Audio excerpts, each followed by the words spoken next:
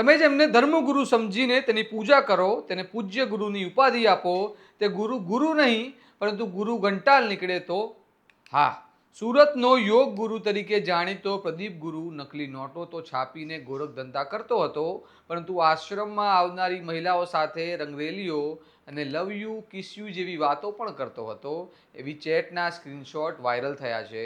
અને આ ગુરુના નામે ઢોંગ કરી પોતાની કામ વાસના અને ધન વાસના સંતોષનાર નકલી ગુરુનો પર્દાફાશ થયો છે.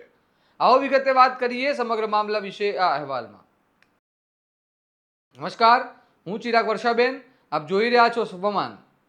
ભારત ધાર્મિક દેશ છે અને ભારતના કરોડો લોકો ધર્મના ઉપદેશ આપનારા સંતોને પૂજ્ય ગણીને તેમના ઉપદેશો સાંભળી પોતાનું જીવન જીવે છે. પરંતુ ઘણા સમયથી કેટલાક એવા નકલી ગુરુઓ સામે આવ્યા છે અને તેમના કૃત્યો સામે આવ્યા છે જેનાથી ધર્મગુરુઓની છબી ખરડાય છે.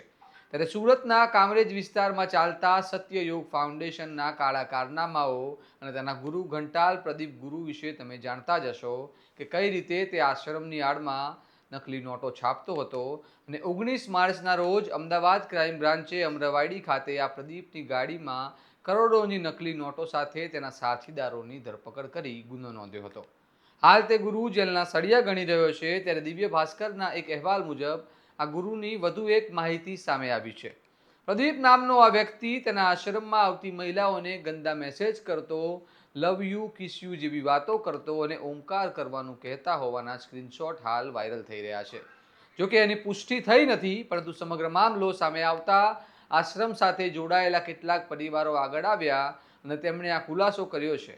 ઉપરાંત તેઓએ આક્ષેપ લગાવ્યા છે કે આ ગુરુ મહિલાઓ સાથેના અંગત ફોટા અને વિડીયો રાખીને તેમને બ્લેકમેલ કરી વારંવાર તેની સાથે કામલીલા કરતો હતો.